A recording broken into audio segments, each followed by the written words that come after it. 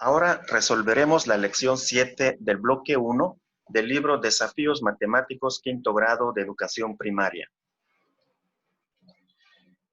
La lección se titula Paralelas y Perpendiculares.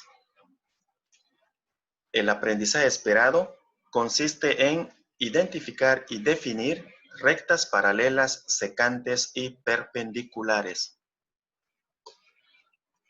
La consigna dice, en equipos analicen las rectas paralelas y las secantes. Escriban en el recuadro una definición para cada tipo de recta.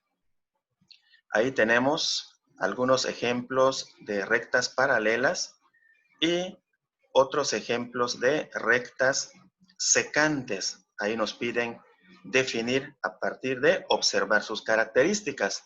Bien, un apoyo sería este mapa conceptual, para que ustedes se den cuenta de los tipos de rectas que hay en el plano. Dice, hay dos tipos de rectas. El primer tipo es el de las rectas paralelas. La definición es que nunca se cruzan, aunque se prolonguen, aunque se alarguen, nunca se cruzan las rectas paralelas. Ahí tenemos el trazo de un ejemplo. Ahí tenemos dos rectas paralelas. Entre ellas hay una misma distancia que nunca se pierde, aunque se prolonguen, aunque se alarguen, ¿sí? No tienen ningún punto de unión. El segundo tipo de rectas son las rectas secantes. Las rectas secantes tienen un punto de unión o intersección. Pueden ser de dos tipos. Pueden ser perpendiculares o pueden ser oblicuas. Las perpendiculares, al unirse, forman ángulos de 90 grados, ángulos rectos. Ahí tenemos señalado uno de los ángulos de 90 grados. Bueno, precisamente por eso son perpendiculares esas dos rectas. Ahí tenemos un ejemplo de rectas oblicuas. Al unirse, no forman ningún ángulo de 90 grados, ningún ángulo recto, ¿sí? Esa es la característica de ese tipo de rectas. Bien, ya con esto podemos poner un ejemplo de definición ya para las rectas paralelas. Dice, las rectas paralelas son dos o más rectas en un plano que nunca se intersectan o unen, aunque se prolonguen. Ahí tenemos esos ejemplos, ¿sí?, de rectas paralelas. Aunque las prolonguemos, nunca tendrán un punto de unión. Rectas secantes, ahí tenemos la definición. Dos rectas son secantes cuando se cortan en un punto. Ahí en esas rectas secantes amarillas señalamos el punto de unión.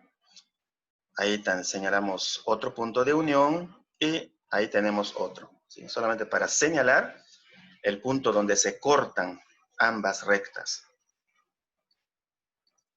Las siguientes rectas son perpendiculares. Organizados en equipos, escriban en el recuadro una definición para este tipo de rectas.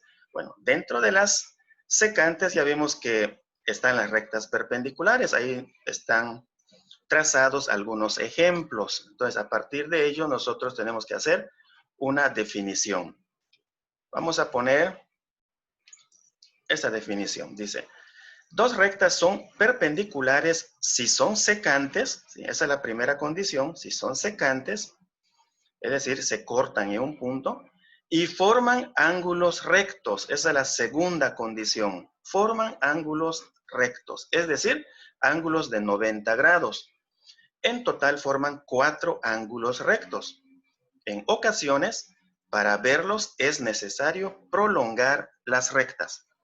Por ejemplo, ahí en ese ejemplo de rectas perpendiculares de color amarillo, vemos de que pues aparentemente solamente forma un ángulo recto. Ahí vamos a señalarlo. Pero también dice la definición que para visualizar los otros, a veces tenemos que prolongar las rectas. Vamos a hacerlo.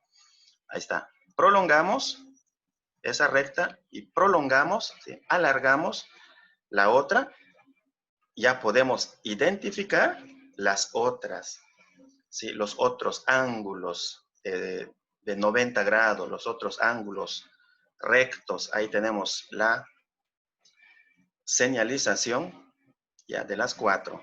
Bien, tomemos el otro ejemplo, el de las rectas moradas.